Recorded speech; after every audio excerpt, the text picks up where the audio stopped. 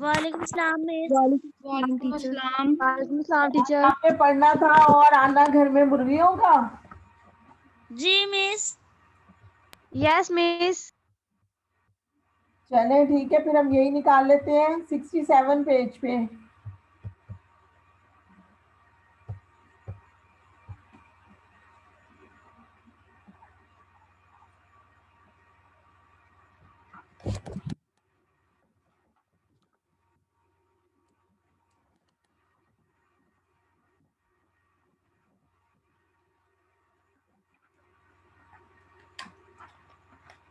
چلیں بچوں نکالیں۔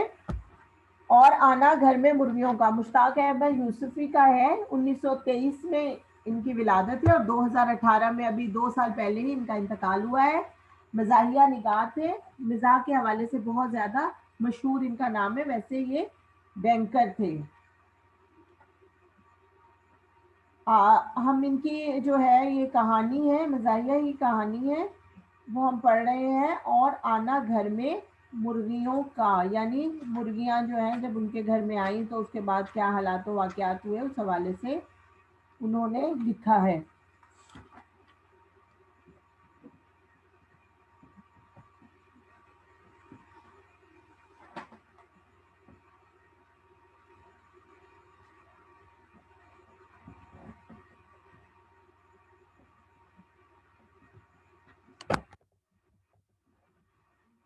چلیں اب ہم پڑھتے ہیں، شروع کرتے ہیں۔ عرض کیا کچھ بھی ہو میں گھر میں مرغیاں پالنے کا روادار نہیں، یعنی میں بالکل اس بات کے لیے تیار نہیں ہوں کہ گھر میں مرغیاں پلیں۔ میرا راسخ عقیدہ ہے، یعنی پکا عقیدہ ہے جس پر کوئی کمپرومائز نہیں ہو سکتا، کہ ان کا صحیح مقام پیٹ اور پلیٹ ہے، یعنی وہ جو ہے انہیں پالنے کی بجائے ان کو صرف ان کو کھانا چاہیے۔ اور یعنی پیٹ اور پلیٹ ہے انہوں نے کہ پلیٹ میں رکھی ہوں اور پیٹ میں چلی جائیں، یعنی انہیں کھایا جائے۔ اور شاید اس راسخ عقیدے میں میری طرف سے پتیلی کا اور اضافہ کر لیجئے۔ پتیلی یعنی دیگچی، یعنی جو یہ میرا عقیدہ ہے، جو میرا پکا عقیدہ ہے، جو میرا پکا جو خیال ہے، جو ذہن میں میرا ایک تصور ہے، وہ یہ ہے کہ مرغیوں کا جو وہ ہے اصل جو گھر ہے، اصل جو جگہ ہے، ان کی رہائش جہاں ہونی چاہیے وہ کیا ہے کہ ان کی وہ پیٹ میں جانی چاہیے، انہیں کھانا چاہیے۔ اور اس میں کیا ہے کہ پتیلی کا اضافہ وہ اس لیے کہہ رہے ہیں تاکہ دیگچی میں لازمی بات ہے وہ پکیں گی۔ انہوں نے بات کاٹی، پھر عرض کیا اور شاید یہی وجہ ہے کہ ہمارے پاس کوئی مرغی عمر طبعی کو نہیں پہنچ پاتی۔ عمر طبعی یعنی وہ عمر جو عام طور پہ زندگی کی، یعنی ایک عمر ہوتی ہے کسی جس مطلب کسی ناگہانی کی وجہ سے موت نہ آئے، بلکہ ہوتا ہے نا اس نے اپنی طبعی عمر پوری کی، یعنی جو اس کی ایک زندگی تھی اس نے مکمل کیا، اور اس کے بعد اس کا ایک ہیلو، آواز نہیں آ رہی میم؟ کیا کس کو آواز نہیں آ رہی بیٹا؟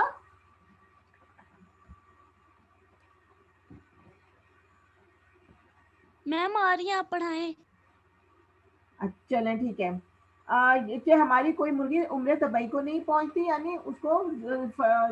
جو اصل اس کی عمر ہوتی ہے وہ اس وقت تک بیچاری زندہ ہی نہیں رہ پاتی اور اسے پہلے ہی ذبح کر دیا جاتا ہے۔ آپ نے خود دیکھا ہوگا کہ ہماری ضیافتوں میں میزبان کے اخلاص و ایثار کا اندازہ مرغی اور مہمانوں کی تعداد اور ان کے تناسب سے لگایا جاتا ہے۔ یہ ضیافت جو ہوتی ہے، جو تقریب ہوتی ہے کھانے کی، جہاں کھانا کھلایا جائے، تو اس میں وہ کہہ رہے ہیں کہ ہمارے ہاں کیا ہوتا ہے کہ میزبان کو اس بات سے سمجھا جاتا ہے کہ وہ بہت زیادہ خلوص والا ہے، اس میں بہت ایثار و قربانی کا جذبہ ہے اس میں، کیونکہ اس نے بہت زیادہ مرغیاں ذبح کی ہیں، بہت زیادہ مرغی کی مختلف جو ہے سالن اور مختلف انداز سے مرغیوں کو پکایا ہوا ہے، مہمان بہت زیادہ مہمان بھی مدعو کیے اور بہت زیادہ مرغیاں بھی ذبح کی۔ فرمایا یہ صحیح ہے کہ انسان روٹی پر ہی زندہ نہیں رہتا، اسے مرغ مسلم کی بھی خواہش ہوتی ہے، یعنی وہ یہاں مسلم مرغ سے مراد ہے کہ اسے مکمل یعنی ایک مرغ بھی چاہیے ہوتا ہے، وہ صرف روٹی پر، یعنی عام طور پہ کہتے ہیں کہ روٹی پر انسان جو ہے وہ زندہ رہ سکتا ہے، یعنی وہ کہہ رہے ہیں کہ روٹی تو خالی روٹی جو ہے اس کا تو کھانے کا کوئی مزہ ہی نہیں ہے، کوئی زندگی نہیں ہے، بلکہ اس مرغ کھانے میں اصل مزہ جو ہے وہ مرغ کھانے میں۔ اگر آپ کا عقیدہ ہے کہ خدا نے مرغی کو محض انسان کے کھانے کے لیے پیدا کیا تو مجھے اس پر کیا اعتراض ہو سکتا ہے؟ صاحب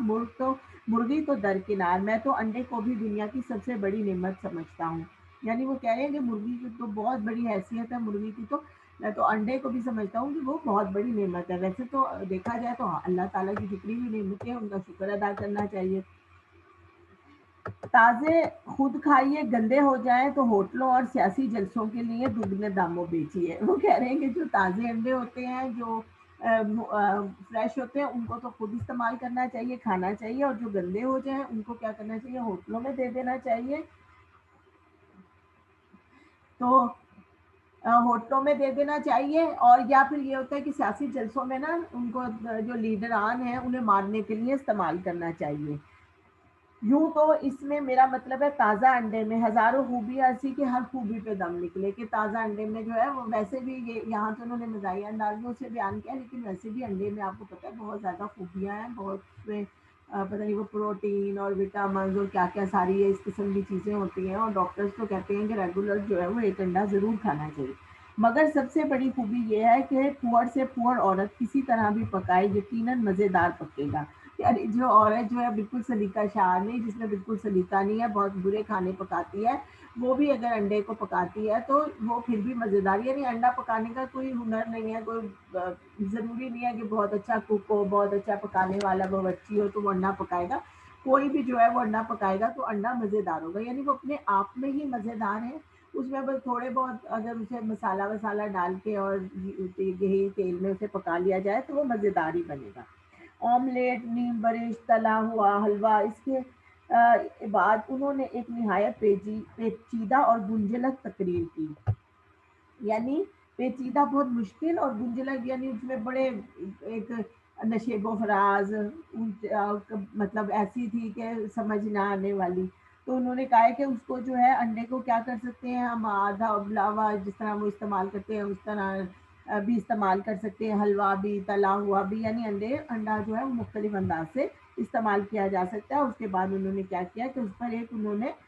جیسے وہ کسی کا ذکر کر رہے ہیں تو وہ کہہ رہے ہیں کہ انہوں نے ایک بہت مشکل اس کے حوالے سے تقریر جھاڑی، جس کا ماحصل یہ تھا. ماحصل ہوتا ہے کہ جو اس سے حاصل کیا گیا ہے وہ یہ تھا کہ آملیٹ وغیرہ بگاڑنے کے لیے غیر معمولی سلیقہ اور صلاحیت درکار ہے جو فی زمانہ مفقود ہے. کہ یعنی آملیٹ جو ہے اس کو خراب کرنے کے لیے جو ہے آج کل جو خواتین میں سلیقہ اور شادی پائی جاتی ہے، وہ آج کل کی عورتیں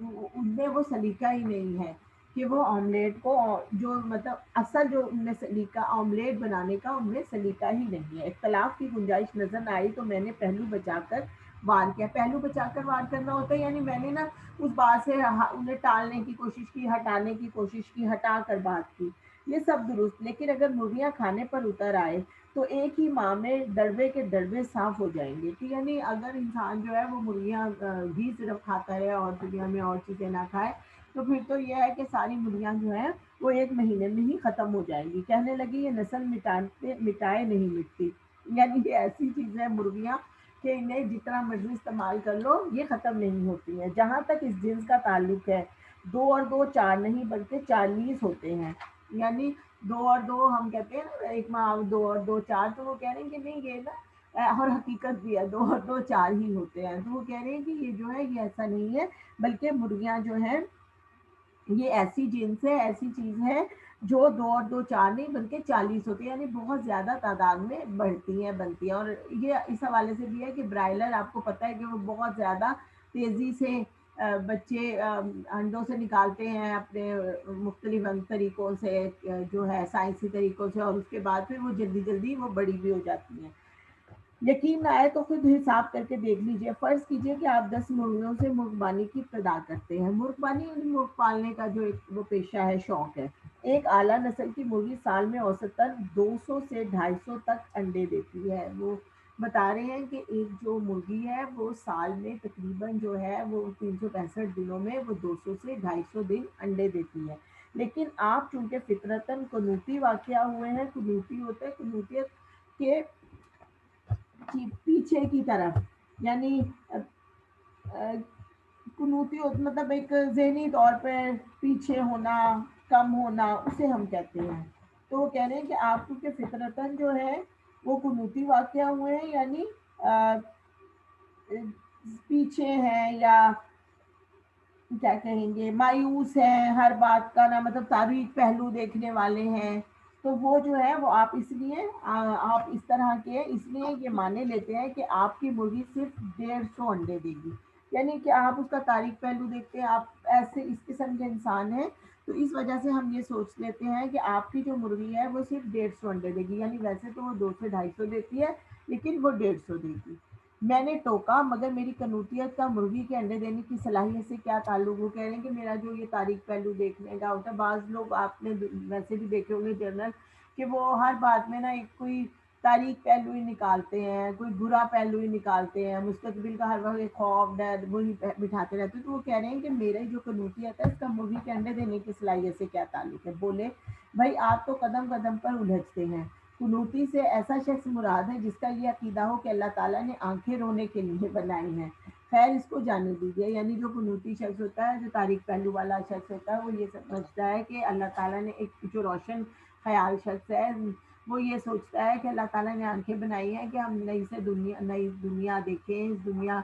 کو تسخیر کریں، آگے بڑھیں، اللہ تعالیٰ کی جو کائنات میں جو اس کی نعمتیں ہیں انہیں دیکھیں۔ لیکن کیا ہے کہ ایک قنوتی شخص کیا سوچتا ہے کہ آنکھیں جو ہے وہ اللہ تعالیٰ نے رونے کے لیے بنائی ہیں۔ مطلب یہ ہے کہ اس حساب سے پہلے سال میں 1500 انڈے ہوں گے اور دوسرے سال ان انڈوں سے جو مرغیاں نکلیں گی وہ 2,25,000 انڈے دیں گی، جن سے تیسرے سال اسی محتاط اندازے کے مطابق 3,37,50,000 چوزے نکلیں گے۔ ہم اس کو بتا رہے ہیں، ملٹی پلائی کرتے جا رہے ہیں کہ ایک مرغی سے، یعنی یہ وہی ہے وہ کہ نا ایک مرغی جو ہے اس سے شیخ چلی والا واقعہ ہے نا، کہ شیخ چلی جو تھا وہ ایک دن جا رہا تھا تو ایک خاتون نے نا اسے کہا کہ وہ بیچاری بوڑھی عورت تھی، اسے انڈے اٹھائے نہیں جا رہے تھے، تو اس نے نا انڈے جو تھے وہ کہا کہ میرے یہ انڈے جو ہے اگر اٹھا کے تم میرے گھر تک پہنچا دو گے تو میں تمہیں جو بھی پیسے طے کیے۔ اس نے کہا چلے۔ جب اس نے انڈے سر پہ رکھے تو وہ سوچنے لگا کہ مجھے جو پیسے ملیں گے میں ان سے جو ہے وہ ایک مرغی لوں گا، اس کے نیچے انڈے رکھوں، وہ انڈے دے گی، اس سے انڈوں سے بچے نکلیں گے تو وہ پھر اس کے بعد جو ہے وہ میں وہ بچے مارکیٹ میں مطلب مرغیاں بیچ کے آیا کروں گا، اور پھر اس دوران میں میری شادی ہو جائے گی اور میرے اپنے بچے ہوں گے، اور پھر ایک دن جو ہے میں گھر آؤں گا تو بچے ٹانگوں سے لپٹ جائیں گے کہ ابا ابا کیا لے کر آئے ہو، تو میں جو ہے وہ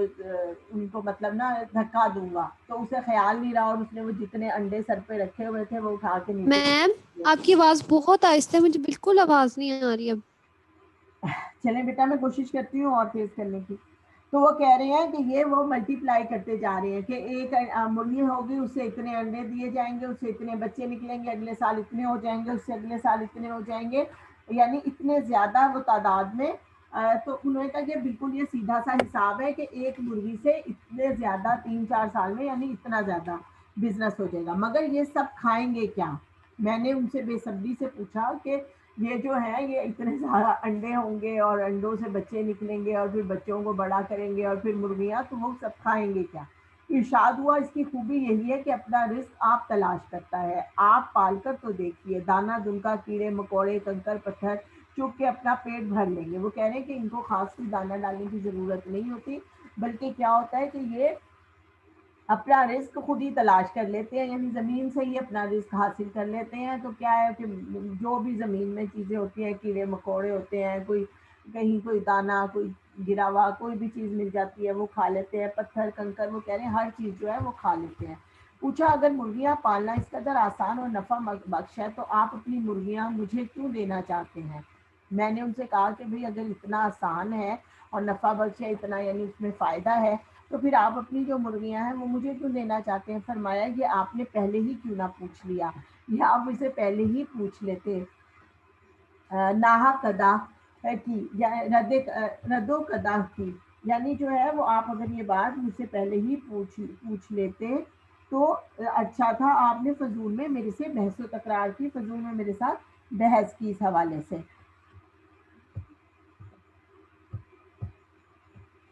آپ جانتے ہیں کہ میرا مکان پہلے ہی کس قدر مختصر ہے، یعنی بہت چھوٹا میرا مکان ہے، آدھے میں ہم رہتے ہیں اور آدھے میں مرغیاں، یعنی آدھا جو گھر ہے وہ ہم استعمال کرتے ہیں، ہم اس میں رہتے ہیں، اور آدھے میں مرغیاں رہتی ہیں۔ اب مشکل یہ آ پڑی ہے کہ کل کچھ عزیز چھٹیاں گزارنے آ رہے ہیں، اس لیے یعنی جو کچھ لوگ گھر رشتہ دار ہیں وہ ہمارے گھر چھٹیاں گزارنے کے لیے آ رہے ہیں، اور دوسرے دن ان کے نصف مکان میں عزیز اور ہمارے گھر میں مرغیاں آ گئیں۔ یعنی انہوں نے جیسی ابھی اپنی بات بھی نہیں پوری کی تو وہ سمجھ گئے کہ کیونکہ ان کے عزیز آ رہے ہیں اور اس لیے انہیں اب وہ مرغیاں جو ہے وہ رکھ نہیں سکتے، اس حصے میں وہ عزیزوں کو ٹھہرانا چاہ رہے ہیں۔ اس لیے کیا ہوا کہ دوسرے دن ان کے نصف مکان میں عزیز اور ہمارے گھر میں مرغیاں آ گئی، یعنی ہمارے گھر میں مرغیاں تھیں اور ان کے باقی گھر میں لوگ آ گئے، رشتہ دار آ گئے۔ اب اس کو میری سادہ لوہی کہیے یا خلوص نیت کے شروع میں میرا خیال تھا کہ انسان محبت کا بھوکا ہے اور جانور اس واسطے پالتا ہے کہ اپنے مالک کو پہچانے اور اس کا حکم بجا لائے۔ سادہ لوہی کیا ہوتا ہے؟ بھول پن، سادگی، معصومیت۔ تو وہ کہہ رہے ہیں کہ جی مجھے نا یہ اس بات کا نا وہ تھا، ایک خیال تھا میرے دل میں کہ میں بہت سادہ لوح ہوں، میں بہت بھولا انسان ہوں، سادہ انسان ہوں۔ تو مجھے جو ہے اس بات کا خیال تھا کہ جو انسان ہے وہ محبت کا بھوکا ہے، وہ محبت چاہتا ہے کہ اس سے کوئی محبت کرے، اور وہ جانور اس واسطے پالتا ہے کہ اپنے مالک کو پہچانے، کہ وہ جو جانور ہے وہ اپنے مالک کو پہچانے، اس کا حکم بجا لائے۔ اور ہم عام طور پہ دیکھتے ہیں کہ لوگ اپنے جانوروں کو سدھا لیتے ہیں، یا جانور ان کی گود میں بیٹھے ہوئے یا کوئی ادھر ہیلو حجت نہیں کر رہے ہوتے۔ گھوڑا اپنے سوار کا آسن اور ہاتھی اپنے محاورت کا آنکس پہچانتا ہے،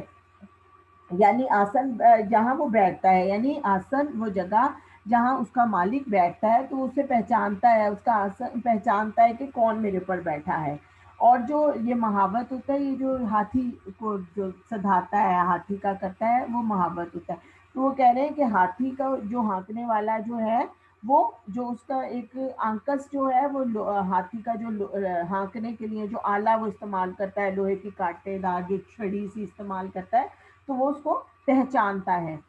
کتا اپنے مالک کو دیکھتے ہی دم ہلانے لگتا ہے، یعنی کتے میں یہ خوبی ہے کہ جیسے اپنے مالک کو دیکھتا ہے تو دم ہلاتا ہے، یہ خوشی کا اظہار کرتا ہے، جس سے مالک کو روحانی خوشی ہوتی ہے۔ سانپ بھی سپیرے سے ہل جاتا ہے، یعنی سانپ جو ہوتا ہے وہ بھی اپنے سپیرے جو اسے پکڑنے والا ہوتا ہے، جو پالنے والا ہوتا ہے، اس کے ساتھ ہل جاتا ہے، یعنی اس کے ساتھ دل لگا لیتا ہے، اس کے ساتھ محبت کرنے لگتا ہے۔ لیکن مرغیاں، میں نے آج تک کوئی مرغی ایسی نہیں دیکھی جو کسی اور کو پہچانے اور جس کو اپنے پرائے کی تمیز ہو۔ یعنی مرغیاں وہ کہہ رہے ہیں کہ انہیں بالکل کوئی تمیز نہیں ہوتی، اور بہت بری جو ہے وہ مخلوق ہے، اسے بالکل وہ تمیزدار نہیں ہوتی۔ مہینوں ان کی نگہداشت اور سنبھال کیجیے، یعنی ان کو مہینوں ان کا دھیان رکھیں، ان کا خیال رکھیں، ان کی نگہداشت کریں،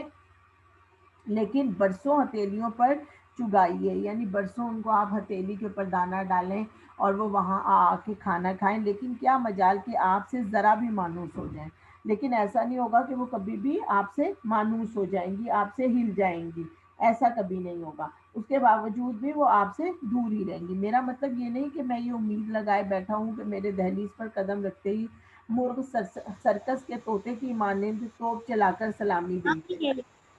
یعنی وہ کہہ رہے ہیں کہ میں یہ امید نہیں ہے، مجھے یہ آس نہیں ہے، میرا یہ خیال نہیں ہے کہ جب میں گھر میں نا دہلیز پر قدم رکھوں تو مرغ جو ہے وہ فوری طور پہ آ کے اور مجھے جو ہے سرکس کے طوطے کی مانند توپ چلا کر، یعنی وہ ایک جو انہیں سکھایا جاتا ہے، ان کو ایک انداز سکھایا جاتا ہے، تو اس طرح مجھے سلامی دیں گے، یا چوزے میرے پاؤں میں وفادار کتے کی طرح لوٹیں گے، یا جس طرح کتا جو ہے وہ اپنے مالک کے پاؤں میں لوٹتا ہے اور محبت کا ایک اظہار کرتا ہے، تو وہ کہہ رہے ہیں کہ چوزوں سے بھی مجھے ایسی امید نہیں ہے۔ اور مرغیاں اپنے انڈے سپردم بیتھو مایا خیشرا، یعنی کہ وہ کہیں گی کہ ہم اپنی جو ہے سپردم میں سپرد کرتی ہوں، بیتھو مایا خیشرا، اپنی تمام دولت، کہ ہم اپنی تمام دولت جو ہے میں آپ کے سپرد کرتی ہوں۔ ایسا نہیں ہوگا کہ مرغیاں جو ہے وہ بغیر جو ہے لیے مجھے انڈے خود ہی پیش کر دیں گی میرے سامنے، مجھے سونپ کر الٹے قدموں واپس چلے، ایسا نہیں ہے۔ وہ کہہ رہے ہیں کہ اس طرح سے کوئی آس نہیں ہے۔ تاہم پالتو جانور سے خواہ وہ شرن حلال ہی کیوں نہ ہو، پالتو جانور شرن حلال یعنی جسے اللہ تعالیٰ نے حلال قرار دیا ہے، پالتو جانور ہے جو اللہ تعالیٰ نے حلال کیا ہوا ہے، یہ توقع نہیں کی جاتی کہ وہ ہر چمکتی ہوئی چیز کو چھری سمجھ کر بدکنے لگے، کہ جو بھی وہ چمکتی ہوئی چیز دیکھے وہ سمجھے کہ یہ چھری ہے، یا تیز دھار چمکتی ہوئی کوئی چیز دیکھے تو وہ یہ سمجھنے لگے کہ یہ چھری ہے، ایسا نہیں ہے۔ اور مہینوں کی پرورش و پرداخت کے باوجود محض اپنے جبلی تعصب کی بنا پر ہر مسلمان کو اپنے خون کا پیاسا تصور کرے۔ महीनों की परवरिश और पदार्थ की परवरिश करना होता है, यानी बढ़ाना, उनको ना देखभाल करना, परवरिश करना। तो वो कह रहे हैं कि महीनों यानी बहुत अरसे तक उनको पालने के बावजूद ऐसा नहीं हो सकता, महज अपने जिबिली तासुब कि जो उनके अंदर एक तासुब है उनको, यानी जो उनको एक बात मालूम है,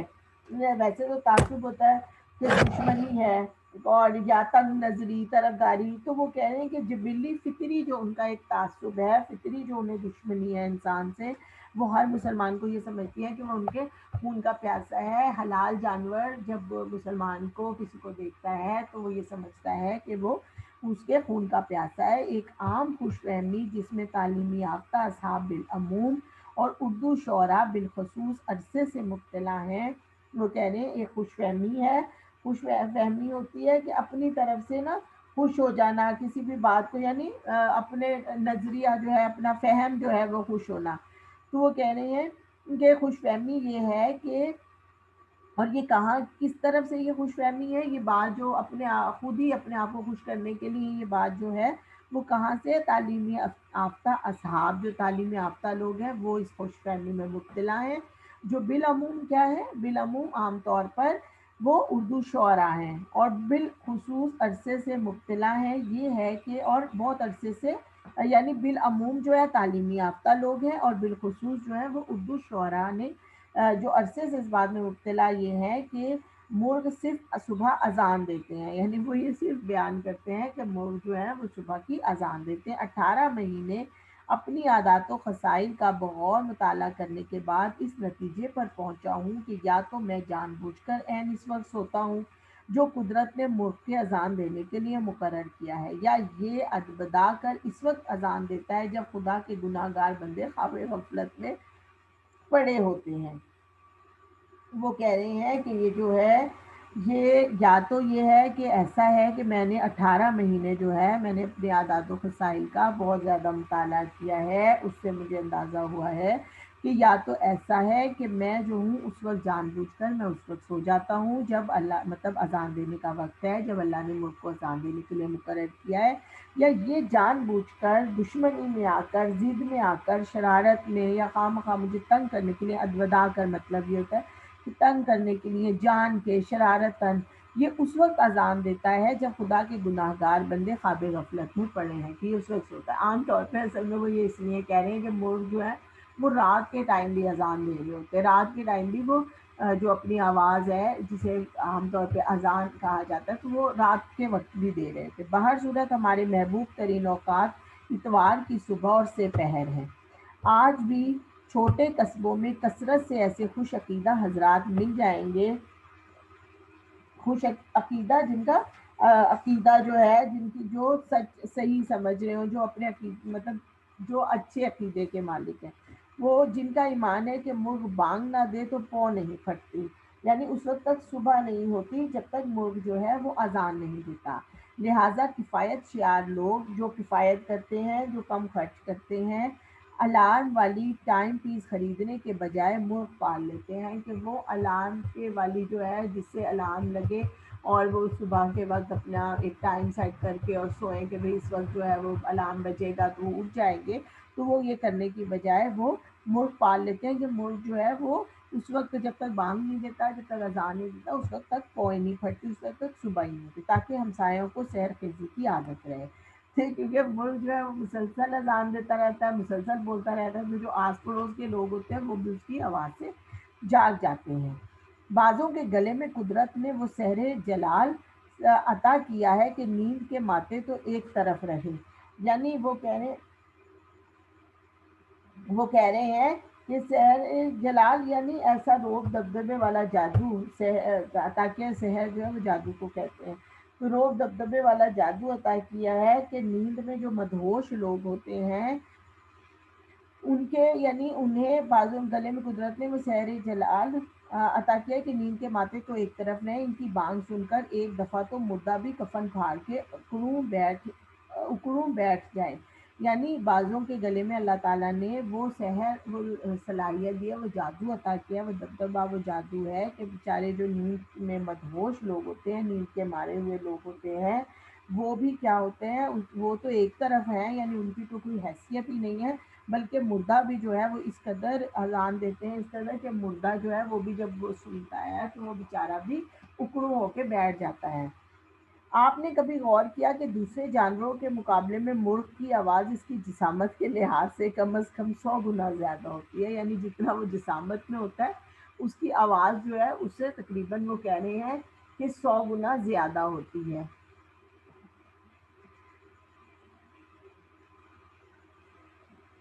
چلیں بیٹا آج ہم اتنا پڑھیں گے، کل پھر ہم اسے نا باقی کر لیں گے۔